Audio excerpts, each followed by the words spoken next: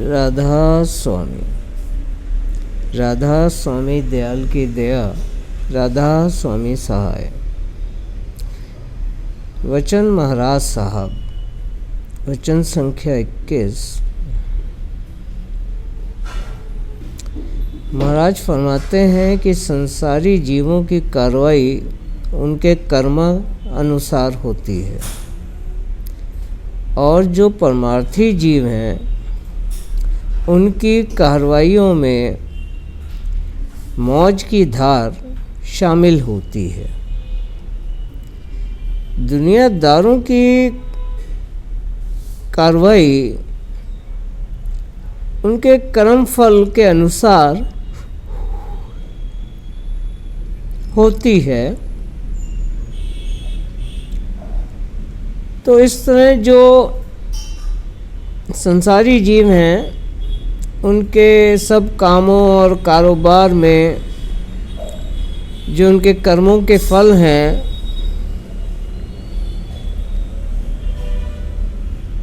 उन वही मुख्य रहते हैं और जो सत्संगी हैं उनके सभी कर्मों कामों कार्रवाइयों में कर्मफल तो साथ होता ही है, लेकिन कर्म फल के साथ साथ मौज भी शामिल रहती है। चैतन्य की धार जो ऊंचे देश से आ रही है उसी को मौज की धार कहते हैं।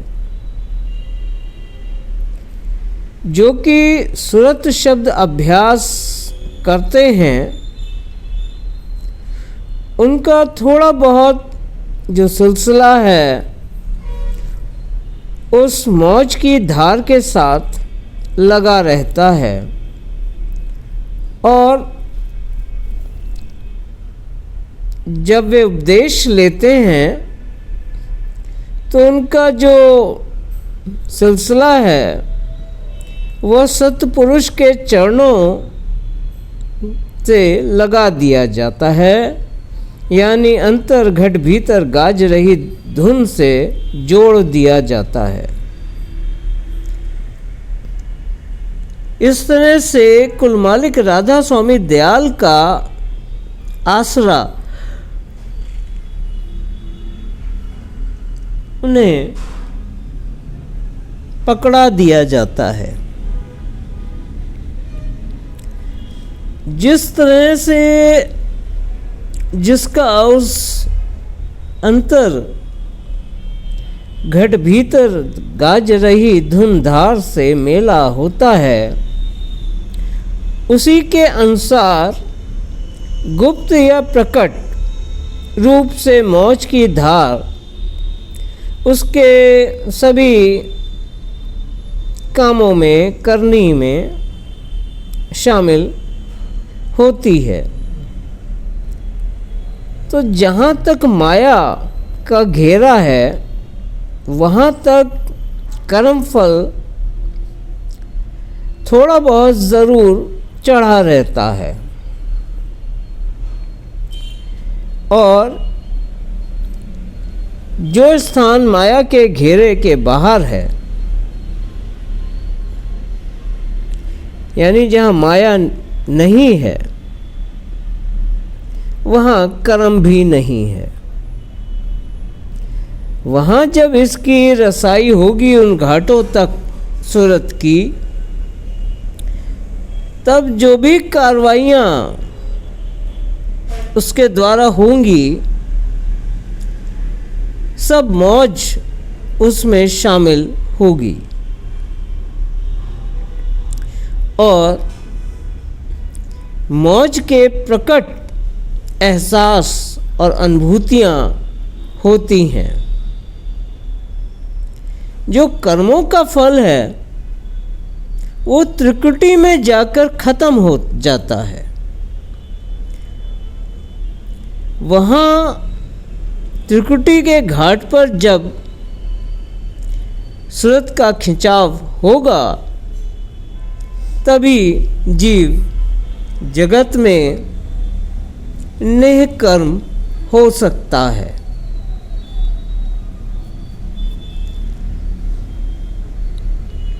राधा स्वामी मत में शुभ कर्म अशुभ कर्म नहीं, नेह कर्म की बात की जाती है।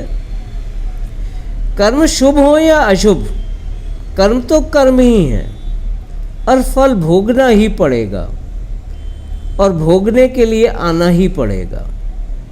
नेह कर्म का अर्थ होता है कि हर प्रकार के कर्मों से रहित हो जाना।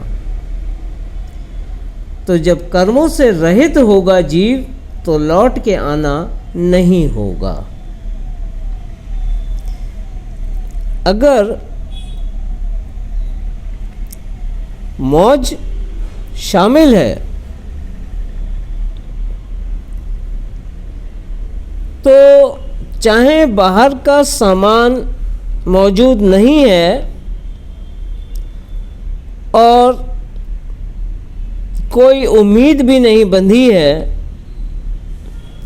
तो भी ऐसी हालात होते हैं कि कुछ कार्रवाइयाँ संस्कारवश हो जाती हैं।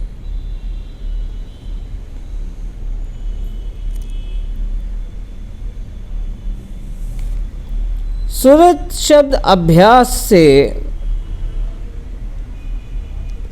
जो बड़े से बड़े और कड़े से कड़े कर्म होते हैं वो कटना शुरू हो जाते हैं और जो वर्तमान क्रिया का मान कर्म हैं उनका असर खारिज होता जाता है। और अगर खारिज पूरी तरह से नहीं भी होता, थोड़ा बहुत असर होता भी है तो ना के बराबर।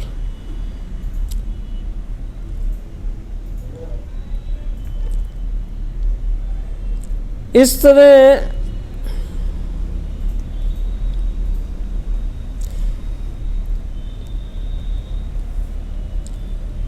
क्रियामान कर्म वर्तमान कर्म अगर दिखाई भी देते हैं तो उनका असर ज़्यादा नहीं रहता। वो भी इस तरह से दिखाई देते हैं कि जहाँ जहाँ जीव का बंधन है, यानी थोड़ा बहुत मोह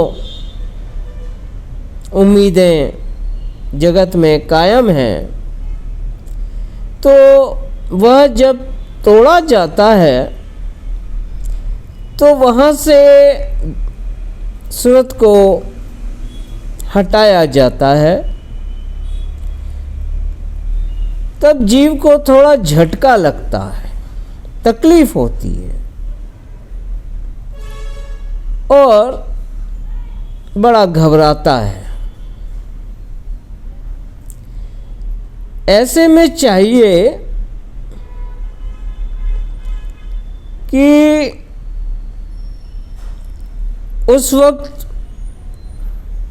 गुरु के वचनों को याद करे और गुरु वचनों को याद करके मालिक का शुक्रिया करे कि जो नाकिस कर्म यानी दुष्प्रभाव वाले कर्म थे सो कट रहे हैं और दया से बंधनों से रिहाई हो रही है। तो ऐसे में अपने सद्गुरु वक्त के वचनों को याद रखते हुए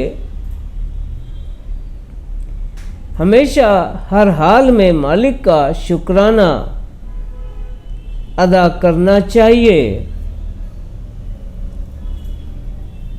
क्योंकि जो उसको अपनाया हुआ है मालिक को उसका ख्याल है। और जो बंधन छुड़ाए जा रहे हैं, बेशक थोड़ी बहुत तकलीफ होगी क्योंकि वो बंधन है, तो उनसे जब छुड़ाया जाता है तो कुछ तकलीफ तो ज़रूर होती है, घबराहट भी होती है, अब क्या होगा, कैसे होगा। पर गुरु वचनों को ख्याल करके हमेशा मालिक का शुक्राना ही अदा करना चाहिए कि मालिक आपकी दया से ये बंधन छूटा, ना कि शिकायत। अगर शिकायत करने बैठ गया कि ये तो गलत हो गया मालिक, ऐसा नहीं होना चाहिए था, मेरे साथ ऐसा क्यों हुआ, मैं तो रात दिन सुमरन भजन में लगा रहता हूँ, फिर मेरे संग ऐसा क्यों हुआ। इस तरह से अगर शुक्राना की बजाय शिकायत करने बैठ गया तो अपने घाट से नीचे गिर जाएगा, अपने घाट से नीचे गिर जाएगा और दाग लग जाएगा। सो मालिक पे भरोसा रखकर बर्दाश्त की ताकत मांगनी चाहिए ताकि इन बंधनों से सहज छुटकारा हो सके। राधा स्वामी।